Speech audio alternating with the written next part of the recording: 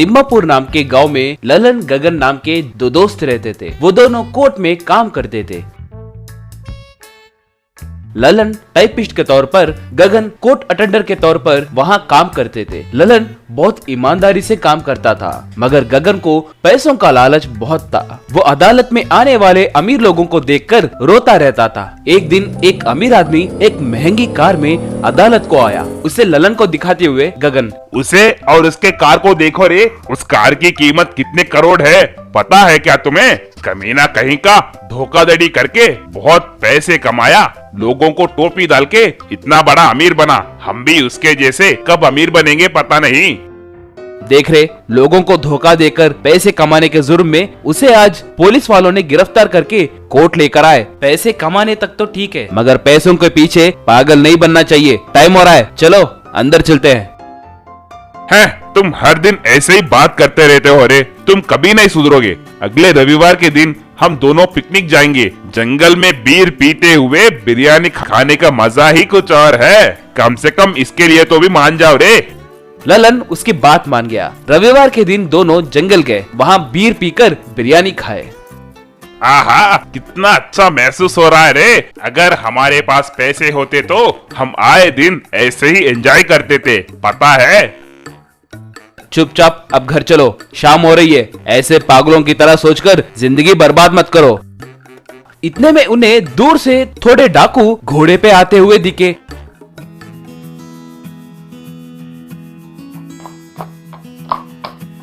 उन्होंने चुपकर देखा कि वो डाकू एक गुफा के अंदर गए और उस गुफा में चोरी किए हुए गहने और पैसे छुपाकर घोड़ों पे लौट गए। बाद में दोनों गुफा के अंदर आकर देखे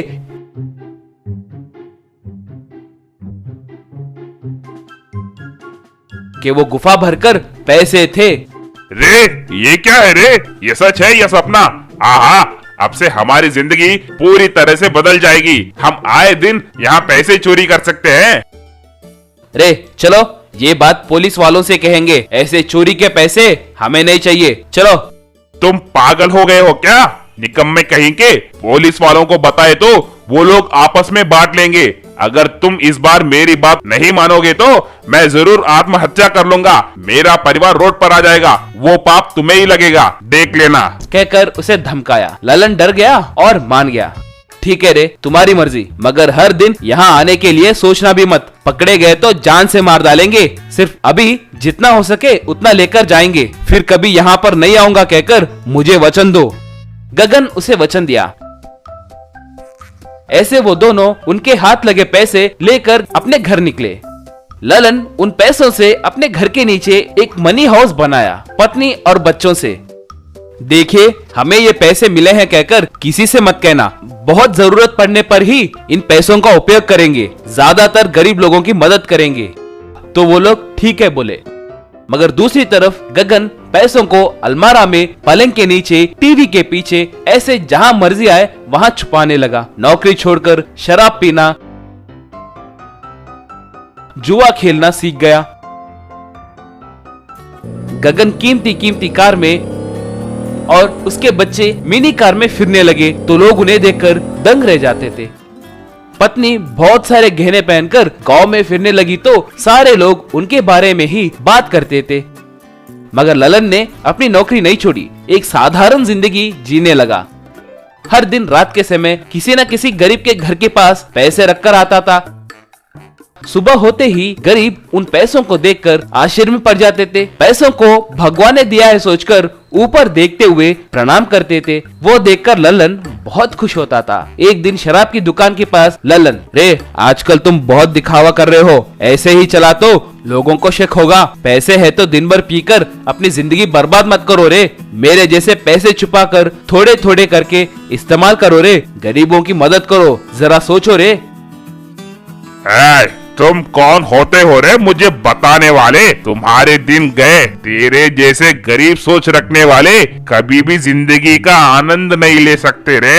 और ऊपर से गरीब लोगों की मदद करो, नेवर। जाओ जाओ, जाकर अपना काम करो, निकम्मे कहीं के। एक दिन पुलिस और इनकम टैक्स वाले गगन के घर में छापा मारकर गगन के घर से सारे पैसे जब्त कर लिए। बाद में गगन उन्हें चोरों का गुफा दिखाया तो वो वहाँ से भी पैसे जब्त किए। सर मुझे कुछ नहीं पता सर, ये पैसे मुझे इसी गुफा में मिले हैं सर। सिर्फ मैं ही नहीं, वो ललन भी पैसे चुराया है सर, उसके घर में भी सौदा करो सर। तब पुलिस वाले ललन के घर में भी छानबीन करने लगे मगर उन्हें कुछ नहीं मिला। पुलिस वाले गगन को पकड़कर खूब पीटे। क्यों रे नीच कमीने, शराबी कहीं के, उस बेचारे गगन के बारे में हमें झूठ बोलेगे क्या? कहकर सब मिलकर उसे मारने लगे और उसे कोर्ट में पेश किए। तमाम गवाहों के बयान के मुताबिक ये साबित होता है कि गगन ने जुर्म किया है। सरकार को सौंपने वाले पैसों का उपयोग करने के लिए इसे कोर्ट 10 साल की सजा सुनाती है। कहकर अपना फैसला सुनाया। पुलिस वाले गगन को जेल में डाले।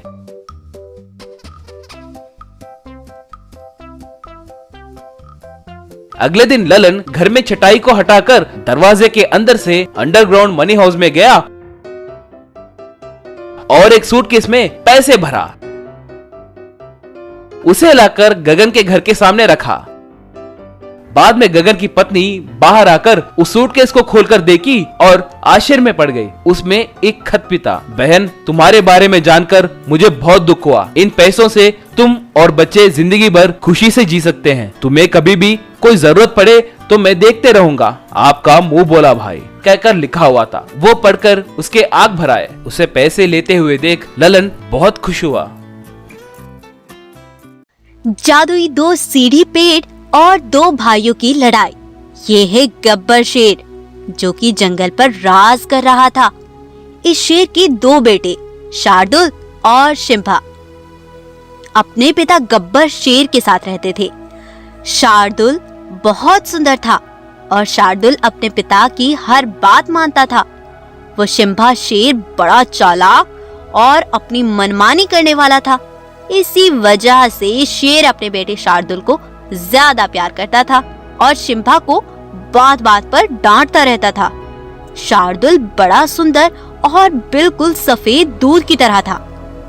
एक बार गब्बर शेर की तबीयत अचानक खराब हो जाती है। उसे देखकर शार्दुल बहुत परेशान हो जाता है। उस समय शिम्भा जंगल में शिकार के लिए गया हुआ था। अकेला शार्दुल परेशान था, आखिर करे तो क्या करे। तब पिताजी शार्दुल से कहते हैं, बेटा शार्दुल, आज मेरी तबीयत बहुत खराब है। शिम्भा को बोलो जल्दी से हकीम को बुला कर लाए। पिताजी, वो तो घर पर नहीं है, लगता है जंगल पर शिकार करने गया हुआ है। बेटा तुम ऐसा करो, तुम ही शिम्भा को बुला लाओ, उसे तो मेरी कोई परवाह नहीं है। आए मर गया रे। तब शार्दुल जल्दी से दौड़ता हुआ शिम्भा को बुलाने चला जाता है और घर ले आता है। तब शार्दुल शिम्भा से कहता है, सुनो भाई शिम्भा, पिताजी की तबीयत बहुत ज्यादा खराब है। तुम जल्दी से हकीम भालू को बुला लाओ, मैं पिताजी के पास हूँ। तब शिम्भा भालू हकीम को बुला लाता है। भालू हकीम गब्बर शेर की तबीयत देखता है और कहता है, तुम्हें राजा शेर को सोने का कोई भी जानवर लाकर खिलाना होगा, उसे खाकर ही राजा शेर बच सकते हैं। तब शिम्भा गुस्से से शार्दुल से कहता है, सुनो शार्दुल, तुम तो पिताजी के चहेते हो ना, तुम ही सोने का जानवर लाओगे, मैं तो कहीं नहीं जाने वाला। मुझे तो बड़ी जोरों की भूख लगी है, मैं तो कुछ अपने लिए भोजन की व्यवस्था करता हूँ। अगर तुम्हें पिताजी की जान की परवाह है तो जाओ और जल्दी से सोने का जानवर लेकर आओ। भाई मैं कहाँ ढूंढूंगा सोने का जानवर, मैं तो अभी बहुत छोटा हूँ, तुम ही ले आओ ना भाई। ज्यादा बकबक मत करो और जल्दी जाओ। बेचारा शार्दुल भाई की ये बात सुनकर जल्दी से जंगल को निकल जाता है और बहुत खोज करने के बाद तब शार्दुल को सोने की सीढ़ी एक पेड़ पर लगी दिखती है और दूसरी तरफ साधारण सीढ़ी पेड़ दिखाई देता है। वहाँ जाकर वो देखता है कि उस सोने की सीढ़ी के पास एक सोने का बाघ खड़ा है और दूसरी तरफ साधारण बूढ़ा बाघ खड़ा है। तब वो बूढ़ा बाघ शार्दुल से कहता है, सुनो बेटा, तुम कहाँ जा रहे हो? मैं यहाँ बिल्कुल अकेला रहता हूँ। क्या तुम मेरे बेटे बनकर मेरे साथ रह सकते हो? तुम्हारा बड़ा एहसान होगा बेटा। अब मैं बहुत बूढ़ा हो गया हूँ, तुम ही मेरी देख रेख कर सकते हो। बेटा, तुम इस बूढ़े बाघ के पास जाकर क्या करोगे? इसके पास तुम्हें देने को कुछ भी नहीं है। मेरे पास आओ, मैं तुम्हें सोने से भर दूंगा। तुम्हें तुम्हारी जरूरत की हर चीज मिलेगी। अब शार्दुल सोच में पड़ जाता है और सोचने लगता है, अगर मैं इस सोने के बाघ के पास गया तो मुझे सोने का जानवर मिल जाएगा, लेकिन अगर मैं इस लाचार बूढ़े बाघ की मदद नहीं करूंगा तो इसे बहुत दुख होगा। यह सोचकर शार्दुल उस बूढ़े बाघ के साथ उस सीढ़ियों से अंदर चला जाता है और जैसे ही वो अंदर पहुंचता है तो वो बूढ़ा बाघ सोने के बाघ में बदल जाता है। ये देखकर शार्दुल चौंक जाता है। शाबाश बेटा, मुझे तुम्हारी परेशानी के बारे में सब पता है। ये लो सोने की बकरी, इसे खाते ही तुम्हारे पिताजी बिल्कुल स्वस्थ हो जाएंगे। मुझे तुम्हारे ऊपर गर्व है बेटा। तुम्हारे जैसे प्राणियों की वजह से ही ये दुनिया चल रही है। तब शार्दुल उस सोने की बकरी को लेकर अपने पिताजी को खिला देता है और अपने भाई शिम्भा को वहाँ जो हुआ सब कुछ बताता है और शेर वह मांस खाकर बिल्कुल स्वस्थ हो जाता है। भाई, वहाँ उस जंगल में सोने की सीढ़ी वाला पेड़ है जिससे तुम चाहे जितना सोना ला सकते हो और उससे कभी बीमार नहीं होते। ये सुनकर शिम्भा सोचने लगता है, मैं भी वहाँ जाऊंगा और सोने के जानवर लाकर खाऊंगा जिससे मैं कभी बीमार नहीं पड़ूंगा। ये सोचकर शिम्भा लालच में आकर वहाँ पहुँच जाता है और वहाँ उस सोने की सीढ़ी वाला पेड़ देखता है और बड़ा खुश होता है। तब वो बूढ़ा बाघ उसे अपने पास बुलाता है। शिम्भा उसके साथ जाने से साफ मना कर देता है और बड़ी खुशी से दौड़ता हुआ उस सोने के बाघ के साथ सोने की सीढ़ियों पर चढ़ता है। जैसे ही वह अंदर जाता है तो वो सोने का बाघ एक मॉन्स्टर बाघ में बदल जाता है। ये देखकर शिम्भा डर जाता है। तुम बड़े लालची हो और लालच करने वालों के साथ हमेशा बुरा होता है।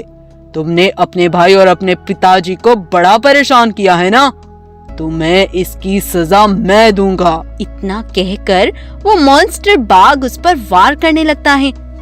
तब शिम्भा रोने लगता है और कहता है, मुझे माफ कर दो शेर, मैं लालच में आ गया था। प्लीज मुझे जाने दो। मैं पिताजी और भाई के साथ कभी गलत नहीं करूंगा। ठीक है, मैं तुम्हें छोड़ देता हूँ, लेकिन कभी लालच में मत आना और अपने पिता और भाई का ख्याल रखना। इतना कहते ही वो मॉन्स्टर बाघ वहाँ से गायब हो जाता है। तब शिम्भा तेजी से घर वापस आता है और अपने पिता और शार्दुल के साथ मिलजुल कर रहने लगता है। इस तरह वो तीनों फिर से जंगल में खुशी खुशी रहने लगते हैं।